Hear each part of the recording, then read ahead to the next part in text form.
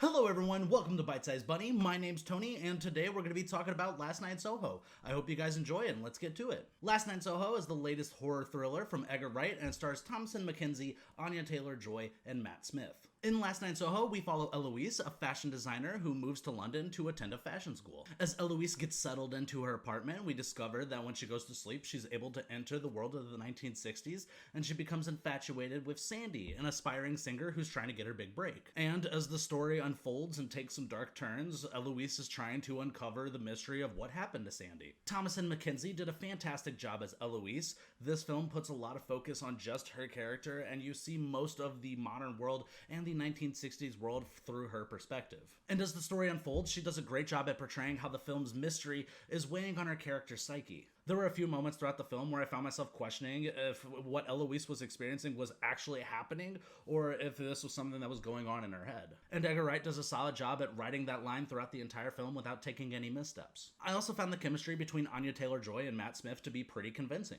Watching the story of Sandy and Jack play out through Eloise's dream had me hooked throughout the entire film. I honestly found whenever the movie focused on that 1960s time period and the story of Sandy and Jack that was when Last Night at Soho was at its best. And you know, this is an Edgar Wright movie, so naturally you can expect the music and the editing to be pretty damn good, and Last Night Soho is no exception. The lighting and the editing throughout this film did an immaculate job at really adding to the atmosphere of the world. I was pleasantly surprised that Edgar Wright played this as a straight-up horror thriller, and he pulled it off really well. There were definitely a few well-done scares that genuinely got me, and overall, it was just really cool to see Edgar Wright show some more range. The soundtrack is pretty solid too. I don't know if I would say it's as good as some of Edgar Wright's other films, but I did find it to be noteworthy. Sadly, I do have to say, I think the biggest disappointment about this movie was its ending. At about the halfway mark of Last Night in Soho, I found myself thinking, you know, I'm really enjoying this movie, but I'm not sure if they're going to be able to stick the landing on this one.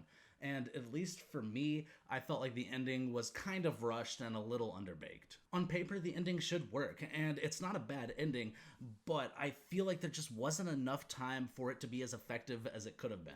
Overall, Last Night in Soho is a really enjoyable horror film. It's just kind of a bummer because it was so close to being a great horror film. The performances are well done all across the board, the lighting and the atmosphere are top notch, it's just that ending was disappointing. Last Night in Soho gets a B+. Thank you guys for watching. I hope you enjoyed this video. Like, subscribe, and all that YouTube stuff. I hope you have a great day, and see ya.